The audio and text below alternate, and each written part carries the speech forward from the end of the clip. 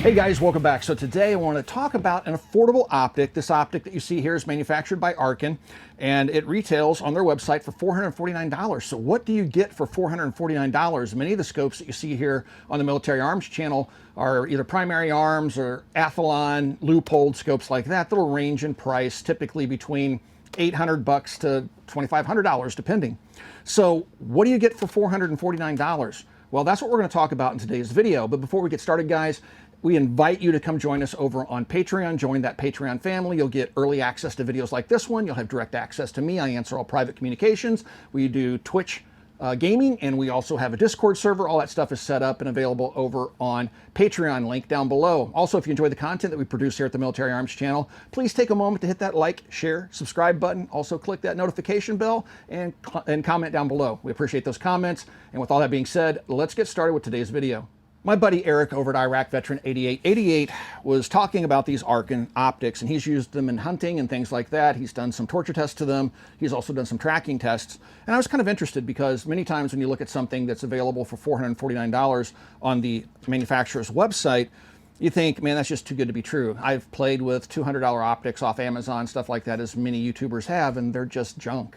And so $449 is kind of at that threshold where maybe you're getting something for your money, and that's what I wanted to investigate for myself.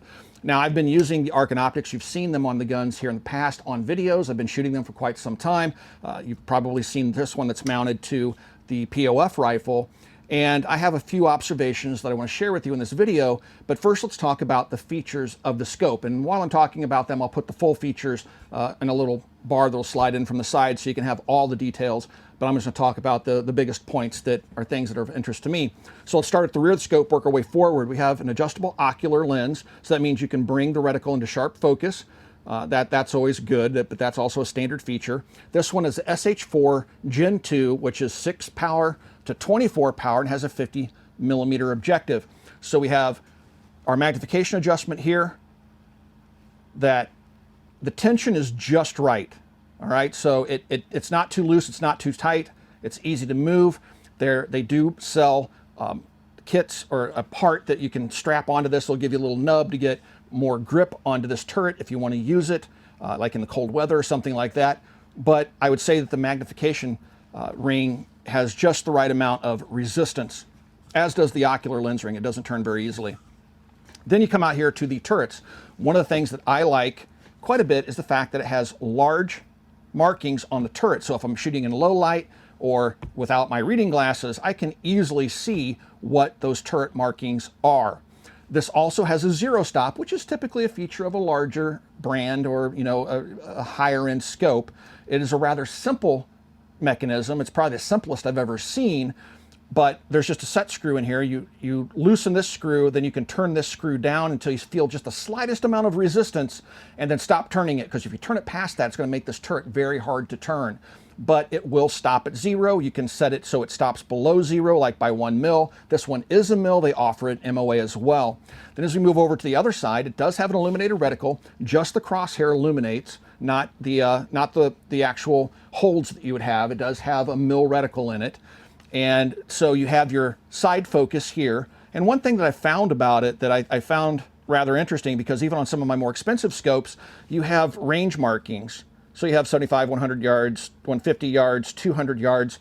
I found that this actually is fairly close when there are some more expensive scopes I've used that are nowhere near close. And so that's a bonus. It uses a CR 2032 battery, so that illumination that you can have in low light is available to you, has multiple settings for that as well. 34 millimeter body. This is an Arken ring set that is available for the scopes as well. The scope comes with a sunshade, which is nice. We shoot directly west, so when I'm shooting with the sunset, it's definitely nice having that sunshade on there. And then again, it has a 50 millimeter bell on it. So after going through the basic stats of this scope, let's do a little bit of shooting with it and give you some of my thoughts regarding how the scope shoots, how the clicks feel, how the light transmission looks, what do I see when I look through the ocular lens, and get into some more minutia detail that I think you'll want to, hear, because this is where kind of the rubber meets the road when talking about scopes. If you guys haven't checked out Primary Arms online, please swing by and check out their website. They have all sorts of inventory that ranges from firearms to accessories, really good prices, fast shipping, outstanding customer support. If you use the code MAC and you purchase a PA branded optic or red dot sight with a magnified optic, you'll get a free scope mount with that MAC code. Or if you pick up a red dot sight or a prism sight, you'll get a free kill flash anti-reflective device. So please check out primaryarms.com. All right, so I have a target out at 350 yards. I'm going to fire 3 rounds, dialing in my elevation and wind. I have about a ½ mil of wind hold that I need to account for. I'm going to dial that in, fire 3 shots. I'm going to zero the gun back out or the scope back out, and then I'm going to use the reticle system to see if the rounds hit in the same area using the same hold, which is about just shy, about 1.4 mils up and about a ½ mil left of windage. So let's go ahead and dial in. All right, there's my elevation. I got to come left, ½ mil. All right, and got it round chambered. And we got a little tiny target out there. I'm just going to dead hold it now because I've dialed in my dope.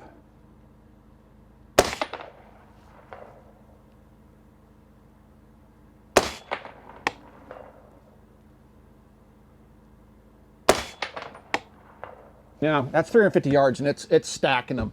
Okay, so the wind has changed just a little bit since the last time, but I'm going to go ahead now. I'm going to put the turret out, zero the windage out. Now, I'm going to use the reticle to hold for that dope, okay? So the scope's zeroed. And this is how I hunt. I typically hunt using reticles and doing holds. So this is critical to me. So now I have to count up 1.5 mils on the reticle, and then about a ½ mil left. Maybe not quite so much because the wind has died down just a wee bit. Same group. A little bit right because I'm not holding for as much wind.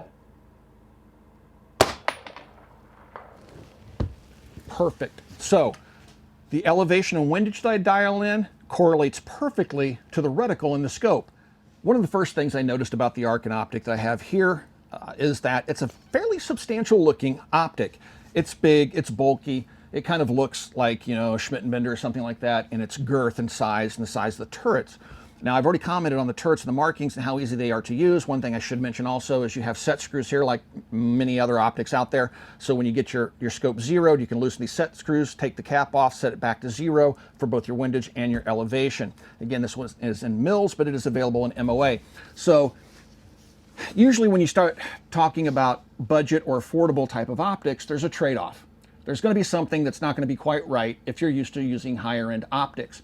But the reason this scope exists and the reason people would probably be interested in it is its price point. So is it worth the $450 that they ask for it? And we'll get to the answer to that question, at least in my opinion, towards the end of the video.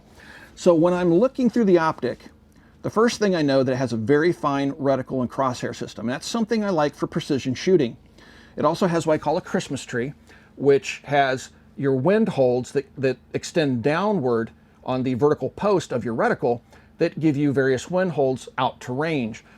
The reticle itself has subtensions of ½ mil. So you'll have 1, 1.5, 2, 2.5, 3, going all the way out to 8 mils total for windage. And then for total elevation, we have 10 mils in the reticle for hold, all right? So you can either do holds or you can dial your distance in with your turrets. So you can do, you know, elevation holds and windage holds because of that Christmas tree type reticle that it has in it. So when I get on the gun, the first thing I noticed was I really had to be aware of how far my eye is away from the ocular lens and where my cheek is. Because if you aren't exactly precise every single time, you're going to get vignetting coming in from the sides. And this is common in affordable optics. You're going to have it's called the eye box, and the eye box is not very forgiving on this. On a loophole, for example, the eye box is very forgiving, so you can quickly get on the gun. You don't have to be perfectly centered behind it, and you're not going to have that vignetting going on that's distracting.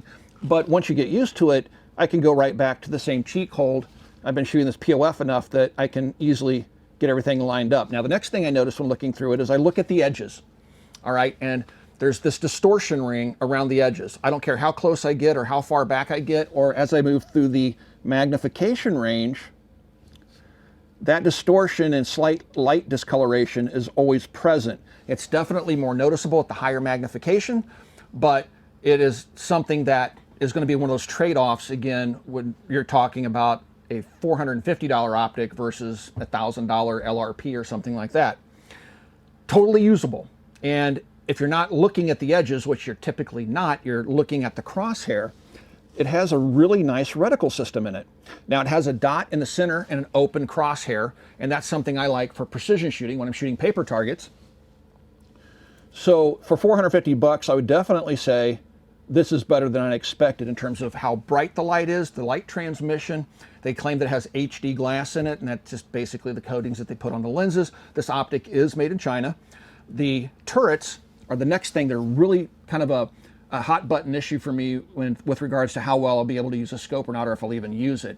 And one thing I can't stand is mushy clicks or undefined clicks, or that are very hard to detect. I want a tactile response, and I want a bit of a click, but I'm more concerned about the tactile response versus the click. And so when I go through and make some adjustments, very defined clicks, not mushy at all, and I can actually hear it.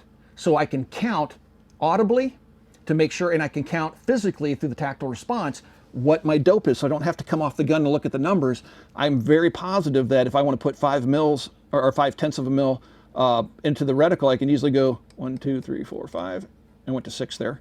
And there, I even knew my boo-boo because I could feel it even though I'm not looking at the turret.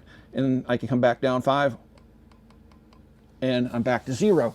So the turrets are actually better than I thought they would be for a $449 optic. I've already talked about the side focus. Side focus is actually spot on in terms of distance. It brings that image into sharp focus for me. And then the illumination is something I don't really use. I find it distracting, and it's red, and red is one of those colors for me that it kind of blurs. It's just something wrong with my eyes that not everybody deals with, but red is one of those colors that is difficult for me to see. Not difficult for me to see, but it's difficult for me to see clearly. If you go back to those old LED clocks that had red digits in them, they would always be fuzzy to me, and I have good vision, or I used to. My near sight's kind of going down the toilet. But anyway, so I'm not a big illuminated reticle fan. I want a clearly defined reticle, and I want good light transmission, because when I'm deer hunting and things like that, I can only shoot until sunset. So, and I'm not going to use illumination. I never do. But yeah, it looks really, really good. And going through the zoom range as you get at the higher magnification, when I'm maxing this thing, it's at 24. When I go to focus it, things get a little bit less defined. I'm trying to adjust the side focus here. But the image, and this isn't uncommon even in more expensive scopes, the image gets a little bit hazy, just enough to notice. But I rarely shoot at full magnification. There's no need to. This is a first focal plane scope, which is something that's quite important. So the reticle gets bigger and smaller as you go through your focus range, or your magnification range, I should say. And so as I dial it back, right there is about where I would shoot out to 350 yards if I were in a hunting situation. And that's right at 14 power. Generally speaking, even when I'm shooting at 1,000 yards and beyond, I usually have my scope set anywhere between 10 to 18 power. And that's for a number of different reasons. First of all, mirage gets more pronounced in every scope you use at higher magnifications. And when I dial it back, I get more peripheral view, I get a very wide view of the target area, so I can see what's going on around the area that I'm shooting. So overall, the features and the functions of the scope seem really, really good. Again, I think it's better than I had expected in terms of the quality for that $449 price point. It just seems like more scope than what you're paying for. And sometimes there's just things that are just too good to be true, but here's the catch. They have a lifetime warranty. So if something goes wrong with the scope, you just send it back to them, no questions asked. They'll either fix or replace it for you. And as far as I can tell from online, it's a fairly new company. They seem to hold their word. Now, I haven't done any type of torture testing or anything like that. I've done my holds and stuff like that, which we're going to demonstrate obviously in this video, and I've dialed in elevation and things like that. And I've had no issues with it, but my friend Eric at Iraq Veteran 88 has taken these scopes hunting. He's purposely dropped them, bashed them around, done all sorts of tests I'm not going to repeat here in this video. And again, that's what kind of piqued my interest in this, because I thought, wow, man, that seems like just too good of a price to be true. So the SH4 Gen 2 is really affordably priced. The features of the scope seem to be such that it's really interesting at that price. Again, as I said before, almost too good to be true, but it seems to be true. I get really good clicks out of the turrets, very positive, both audible and tactile feedbacks, big clear markings, zero stop. You have illuminated reticle, you have side focus capabilities for the parallax adjustment, ocular adjustment here, great positive feedback through the scope. So it's very interesting. Now, is this an optic that I'm going to run out and put on all my firearms? Probably not. This is going to appeal to folks that are operating on a budget. So if you have, an affordable deer rifle that you're looking at putting some glass on and you don't want to spend $1,000 or more on glass, this would be something you should probably take a look at. I would definitely take a look at this over pretty much any other optic I've seen on Amazon in the same or lower price range. It's just not there. And the only way I could see that you could step up from this would be to go to a primary arms optic. Again, I use a lot of those, and or just go up from there if you can afford it. But if this is all you can afford, I think you're going to do well with this optic. Again, you got that lifetime warranty should something go wrong. All right, guys, if you enjoy the content we produce here at the Military Arms Channel, please consider becoming a part of our Patreon family. There's a link in the video description below. Also, right here on YouTube, there's a little join button underneath the video player you're watching right now. Consider mashing that join button and supporting us here on YouTube in the age of demonetization. Also, guys, please swing by and check out coppercustom.com. Thank you for 13 years of support. We'll talk to you guys soon.